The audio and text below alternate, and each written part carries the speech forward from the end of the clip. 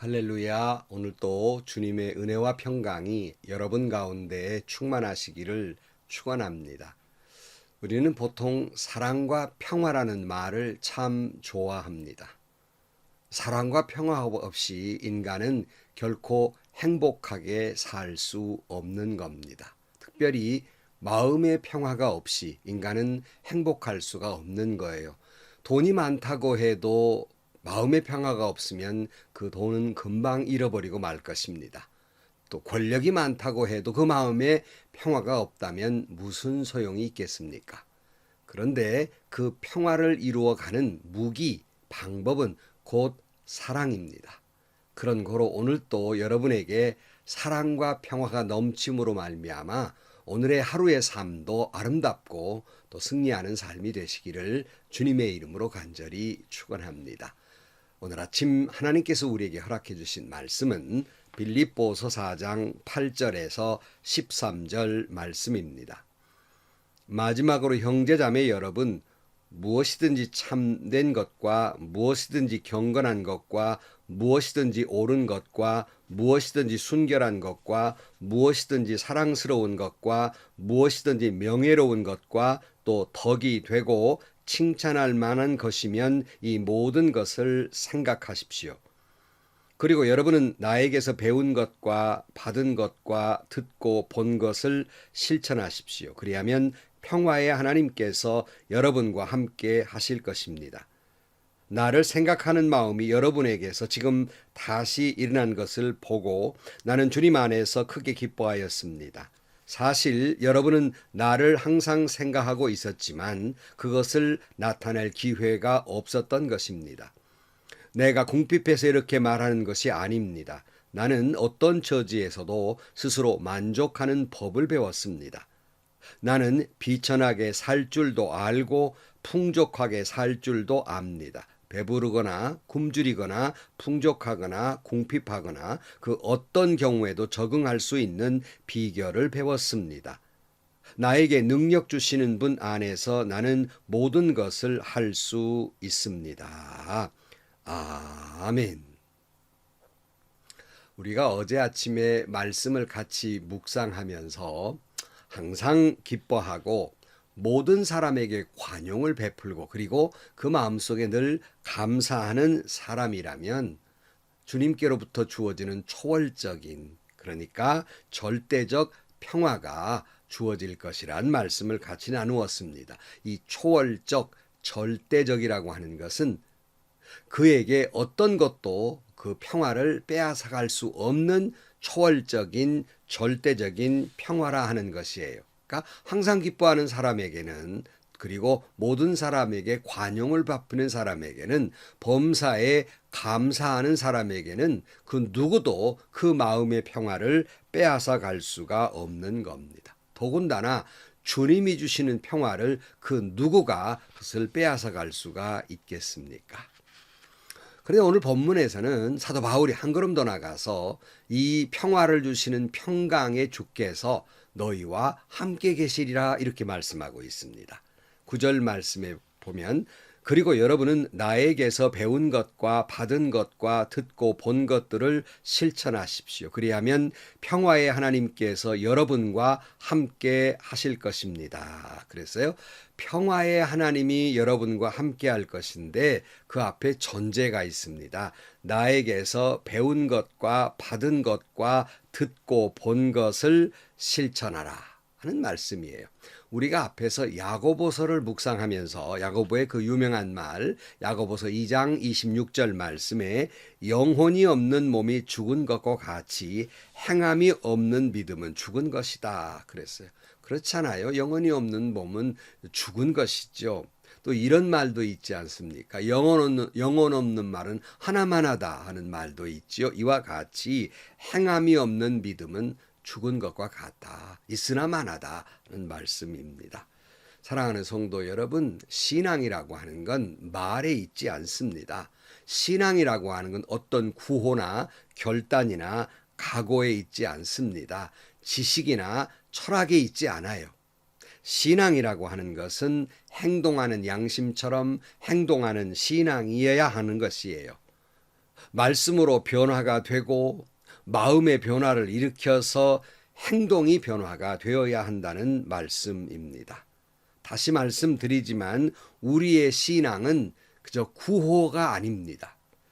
하나님의 부르심을 받고 예수 그리스도의 이름으로 십자가의 은혜로 변화를 받아서 성령의 감동으로 성령이 이끄시는 대로 살아가는 삶으로 변화되는 것, 이걸 실천하는 삶을 사는 것, 이것이 살아있는 신앙입니다.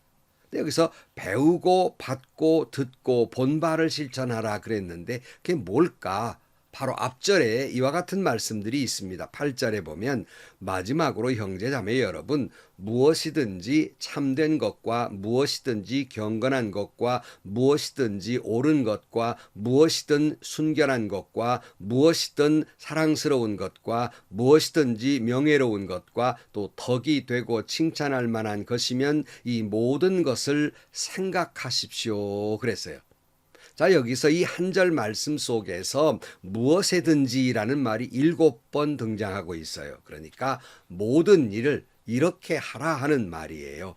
모든 일에 참되고 모든 일에 경건하고 모든 일에 옳아야 하고 모든 일에 순결해야 되고 모든 일이 사랑스러워야 하고 모든 일이 명예로워야 하고 모든 일에 덕을 세우는 일이 돼야 하고 모든 일에 칭찬받을 만해야 한다. 모든 일에 그렇다 하는 말씀이에요. 그러므로 여러분, 신앙인들은 모든 일에 무엇이든지 그리고 누구에든지 일이나 사람을 가르지 아니하고 이렇게 주님의 말씀대로 살아가야 한다는 말씀입니다. 어느 일은 그렇게 살지 않아도 되고 어떤 사람들에게는 이렇게 안 해도 된다는 것이 아니라 모든 일에 모든 사람에게 하나님이 주신 말씀대로 살아가야 한다는 말씀입니다. 모든 사람에게도 예수님의 마음으로 대하고 주님의 말씀대로 사랑해야 한다는 거예요. 그리하면 주님의 평화가 임하고 평화를 주시는 하나님께서 너희와 함께 하실 것이라고 말씀하고 있습니다. 근데 여기서 그런데 이것을 생각하라 그랬어요. 여기 생각하라는 말은 묵상하라는 말인데 이 생각하라, 묵상하라 하는 말은 생각에 끝나란 말이 아닙니다. 여러분, 생각으로 끝나는 게 묵상이 아니에요. 오늘 아침에도 이 말씀을 들으면서 말씀을 묵상하고 계신 여러분, 이 말씀을 듣고 그런가 보다 하고 생각을 끝나는 것이 묵상이 아니라 이 말씀을 들은 것, 아멘 한 것이 이 말씀이 오늘 하루 왼종일 나를 붙들고 사는 것, 이게 생각하고 묵상하는 겁니다. 그냥 의례적인 말로 하나님의 말씀을 듣고 묵상하고 끝나버리는 것이 아니라 내 삶과 전혀 무관한 것이 되는 것이 아니라 오늘 아침 들은 말씀이 하루 왼종일 내 귓가에 맴돌아야 하고 이 말씀이 하루 왼종일 이 말씀이 나를 이끌고 가야 해요. 제가 요즘 하나님의 은혜로 광주 성안교회에 주일 1, 2, 3부와 수요 예배에 설교를 다니고 있습니다. 오늘 또 성안교회 설교하고 와서 부랴부랴 저녁 먹고 말씀 준비해서 지금 녹화를 하고 있는 게 지금 새벽 12시, 1시가 넘어가고 있습니다만은 은혜로 이렇게 다니면서 그 교회의 장로님들에게 참 은혜를 많이 받는데요. 어느 장로님이 제게 이런 말씀을 해요. 목사님, 제가 목사님 말씀 듣고 은혜 받고 일주일 내내 어찌된 일인지 그 말씀이 내 귓가에 떠나질 않고 내 입에서 떠나질 않고 제 생각에서 떠나지 않습니다. 이렇게 고백하시는 거예요. 저는 그 말씀을 듣고 참 그 장로님이 얼마나 말씀에 갈급했고 말씀에 아멘하는 믿음이었나를 알면서 참 감동을 받았습니다. 이처럼 하나님의 말씀을 묵상한다는 것은 들음으로 끝나는 것이 아니라 왼종일 그 말씀이 내 영혼과 마음과 몸과 삶과 행동을 계속 이끌어가야 한다는 모든 일에 적용함을 살아가는 것이 바로 묵상이에요. 그 말씀이 나를 지배해야 한다는 거예요. 그것이 바로 묵상입니다. 이것이 바로 말씀 충만, 성령 충만이라는 말입니다. 자, 사도 바울은 다음 절에서 마음의 불안 요소, 충만하지 못하고 평화가 없는 것은 이유는 바로 대부분이 물질적인 문제입니다. 사람이 살아가면서 물질로 인한 불안은 아마 죽을 때까지 떨칠 수 없는 것 같습니다. 없어서만 불안이 아니라요, 있는데도 불안한 거예요. 없으면 없는 대로 불안하고 있으면 있는 대로 그걸 움켜쥐고 그걸 지키려고 사람의 마음이 불안한 겁니다. 10절 말씀에 나를 생각하는 마음이 여러분에게 지금 다시 일어난 것을 보고 나는 주님 안에서 크게 기뻐하였습니다. 사실 여러분은 나를 항상 생각하고 있었지만 그것을 나타낼 기회가 없었던 것입니다. 그랬는데 이 말씀이 뭐냐면 아마 빌립보 교회가 무슨 원인이었던지는 몰라도 어떤 사정이 있었겠죠. 사도 바울을 섬겼던 그런 것들이 물질적으로 여러 모양으로 섬겼던 것들이 아마 중단됐던 것 같습니다. 그래서 오늘 본문에서 나를 생각하는 마음이 여러분에게서 지금 다시 일어나는 것을 보고 나는 주님 안에서 크게 기뻐하였습니다. 그러니까 빌립보 교회가 끊겼던 이 선교 헌신하는 일을 끊겼다가 다시 시작했다는 말입니다. 바울을 돕는 일에 동참했다 그런 말입니다. 그러나 바울 입장에서는 행여나 이 말이 빌립보 교인들에게 오해할 것 같아서 이 말을 하면서 좀 선교비나 좀 토보내라 이런 말로 들릴 것 같아서 이렇게 말합니다. 11절 말씀. 내가 궁핍해서 이런 말을 하는 것이 아닙니다. 나는 어떤 처지에서도 스스로 만족하는 법을 배웠습니다. 그래서 그러니까 사도 바울이 이걸 쓴 것은 결코 뭐 돈이나 바라고 선교비를 더 보내달라고 하는 그래서 글을 쓰는 게 아니다 하는 말이에요. 많은 분들이 목사님들이 때로는 헌금에 대해서 가르치기 위해서 말씀을 하고 설교도 하는 때가 있습니다. 뭐 이걸 자꾸 오해를 해서 교회에 예산이나 늘리고 그걸 좀 다른 데 쓰지 않고 교회에 무슨 짓는 거, 평수 넓이는 거, 재산 늘리는 거, 뭐 개인적인 거 쓰는 거 이것 때문에 헌금하라는 거 아니냐 이렇게 생각하는 지레 오해하는 경우가 있습니다. 여러분 제가 회개하는 것 가운데 목회를 뒤돌아보면서 이건 잘못됐다는 것 가운데 하나가 바로 이 일입니다. 저는 교인들에게 헌금에 대한 그런 이야기를 1년에 몇 번 하기가 참 어려워했습니다. 그건 제 잘못이에요. 이것이 헌금을 강요하려거나 교회의 예산을 늘리려 한 것이 아니라 그 물질 속에 그 성도의 마음이 들어있거든요. 그래서 하나님께 물질을 드림으로써 그 마음의 감동이 더 있고 은혜가 있고 또 축복을 받아야 하는 거예요. 그래서 신앙의 성숙을 위해서라도 헌금할 줄 알고 헌신할 줄 알아야 합니다. 그래야 또 믿음도 성숙하고 하나님께서 채워주실 것이기 때문에 이것을 가르쳐야 하는데 그걸 잘못했어요. 또 혹시 목사님들이 전도하라고 그러면 뭐 목사님들이 자꾸 뭐 전도하라고 교회나 채우려고 하고 교인 쓰나 불리려고 교만에 빠지려고 저런다. 내 집을 채우라 피토하듯 설교를 하면서 새로운 신자 처음 예수 믿는 사람으로 내 집을 채운 것이 아니라 이웃 교회에 다니던 사람 끌고 오고 또 이런 사람들로 채우려는 욕심에 불과하다. 이렇게 말하시는 분도 계세요. 물론 그런 분도 계시겠죠. 어쩌다. 그러나 목사님들의 목적은 그게 아니에요. 저는 저희 교회가 섬기던 교회가 전도팀에게 늘 이야기합니다.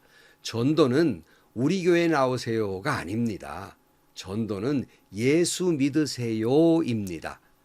그리고 예수 믿으세요 한 다음에 우리 교회 오세요라는 말이 아니라 가까운 어디 사시는지 모르지만 가까운 좋은 교회 찾아가서 교회 다니면서 예수 믿으세요 하는 것이 전도입니다. 또 그리고 또 전도를 했는데 그분이 마침 우리 교회 근처에 사시는 분이라 우리 교회에 나오면 감사한 일이고 억지로 우리 교회에 나오라고 하는 건 전도가 아니라 예수님 복음을 전하는 게 아닙니다. 예수 믿으세요 하십시오라고 늘 전도팀들에게 역설합니다. 아마 지금 이 말씀도 그 전도팀 가운데에서 듣는 분들이 계시리라고 생각하는데 여러분 전도해서 내 교회 채우는 게 목적이 아니라 한 영혼이라도 구원하는 데 목적이 있는 거예요. 내 교인 불어나는 것 감사한 일이지만 전도의 목적은 거기에 있는 겁니다. 때나 시나 자기 그저 주보나 돌려가면서 그냥 자기 교회 나오라고만 하는 이게 전도인줄로 착각해요. 여러분, 그런데 그런 교회도 있지만 목사님들이 전도하라는 걸 오해해서는 안 되는 거예요. 한 영혼이라도 구원하기 위한 목적이 있는 겁니다. 사도 바울이 이런 염려, 혹시 빌립보 교회가 이런 오해를 할까 봐 오늘 본문 13절 말씀에 내게 능력 주시는 분 안에서 나는 모든 것을 할 수 있습니다. 그랬어요.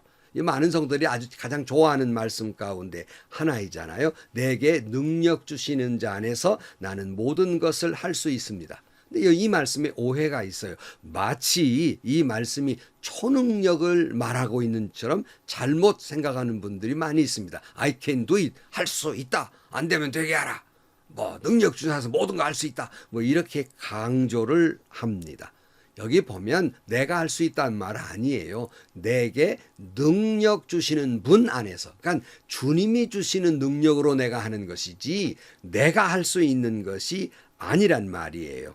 더욱이 이 말씀이 그럼 예수 믿는 사람 능력 주면 전능하다 이걸 말하려고 하는 것이 아니라 사실은 물질에 관계된 말씀을 하고 있는 거예요. 12절 말씀 나는 비천하게 살 줄도 알고 풍족하게 살 줄도 압니다. 배부르거나 굶주리거나 풍족하거나 궁핍하거나 그 어떤 경우에도 적응할 수 있는 비결을 배웠습니다. 그러니까 사도 바울이 지금 내가 헌금이나 많이 달라고 말하고 있는 거 아닙니다. 나는 모든 경우에 내가 살아갈 수가 있는 능력이 있는데 그것은 비천하게 살 줄도 알고 풍족하게 살 줄도 알고 내가 배부르면 배부른 대로 굶주리면 굶주린 대로 풍족하면 풍족한 대로 궁핍하면 궁핍한 대로 어떤 경우든지 간에 내가 믿음 안에서 내 사명을 감당하면서 살아갈 능력이 주님이 내게 그 능력을 주셔서 나는 살아갈 수가 있습니다 하는 말이에요. 내가 가난하다고 의기소침하고 절망하면서 살지도 아니할 것이며 내가 부요하다고 가난한 사람 없이 여기면서 교만하게 살지 아니할 것이라 하는 말입니다. 그러니까 하나님이 나를 가난하게 하든 부요하게 나는 흔들리지 않을 것이다. 교만하지도 않고 낙심하지도 않을 것이다. 하나님께서 내게 능력을 주셔서 그렇게 살도록 역사하실 것이기 때문이다. 이렇게 말하고 있는 겁니다. 저는 물질에 관한 말씀 가운데 성경 말씀 가운데 아굴의 잠언을 참 좋아합니다. 잠언 30장은 아굴의 잠언인데요. 8절 말씀에 허위와 거짓말을 저에게서 멀리하여 주시고 저를 가난하게도 부유하게도 하지 마시고 오직 저에게 필요한 양식만을 주십시오. 제가 배가 불러서 주님을 부인하면서 주가 누구냐 하고 말하지 않게 하시고 제가 가난해서 도둑질하거나 하나님의 이름을 욕되게 하거나 하지 않도록 하여 주십시오. 이 말씀을 하고 있습니다. 저는 제가 배가 불러서 주님을 모른다는 불신앙에 빠지는 존재라면 차라리 가난하는 것을 택하겠습니다. 여러분, 그러나 내가 너무 가난해서 행여나 시험 들어서 사명 감당하지 못하고 또 비굴한 삶을 살지 않도록 하나님께서 하나님의 지혜로 제게 가장 적절한 필요한 양식을 주십시오 하는 그런 기도하는 마음으로 삽니다. 여러분, 가난이 자랑도 아니지만 부여도 자랑이 아니에요. 여러분, 하나님이 내게 주시는 능력 안에서 부여하게 하면 부여하게 살 것이고 가난하게 하면 가난하게 살 것이에요. 살아갈 능력을 주님이 주실 것입니다. 사랑하는 성도 여러분, 이와 같이 주님이 주시는 평안이 늘 여러분과 함께하기를 축복합니다. 평화의 양 주께서 여러분과 함께하기를 축복합니다. 이를 위해서 모든 주님의 말씀을 모든 일에 모든 사람에게 실천하는 삶을 살아서 특별히 주시는 물질 가운데 만족해 하면서 살아감으로 말미암아 진실로 여러분에게 평화가 사랑이 넘치게 되기를 주의 이름으로 간절히 축원합니다. 기도하시겠습니다.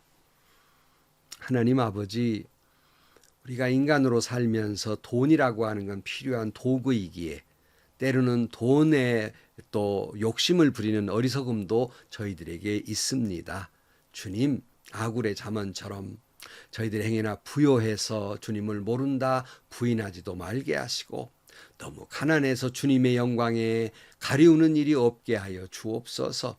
부하게도 마시고 가난하게도 마시고 주님이 원하시는 지혜대로 제게 가장 적절하게 허락하여 주옵소서. 주님이 제게 능력 주시는 자 안에서 가난한 삶도 부유한 삶도 넉넉히 살아낼 수 있고 승리하게 하여 주옵소서. 이로 인하여 진정한 주님의 평강이 저희 가운데 충만하게 하여 주옵소서. 예수님의 이름으로 기도하옵나이다. 아멘. 여러분, 지구촌의 불행은 두 가지에서 온다고 생각해요. 하나는 사랑과 하나는 평화입니다. 사랑이라고 하는 것이 때로는 욕망이 될 때, 육적 욕망이 될 때 불행이 오지요. 또 평화라는 것이 때로는 어떤 전쟁을 통해서 어떤 평화를 이루려는 것 때문에 지금도 전쟁이 일어나고 있지 않습니까? 모든 불안의 요소가 여기에 있어요. 그러므로 여러분, 주님이 주시는 말씀에 따라서 모든 일에 모든 사람에게 그 말씀을 실천하는 사랑의 삶을 살아서 일에나 물질에나 족한 줄 알고 진정한 평화가 여러분 가운데 함께하기를 축복합니다. 행복하시고요. 좋은 일이 가득한 하루가 되시기를 주님의 이름으로 간절히 축원합니다.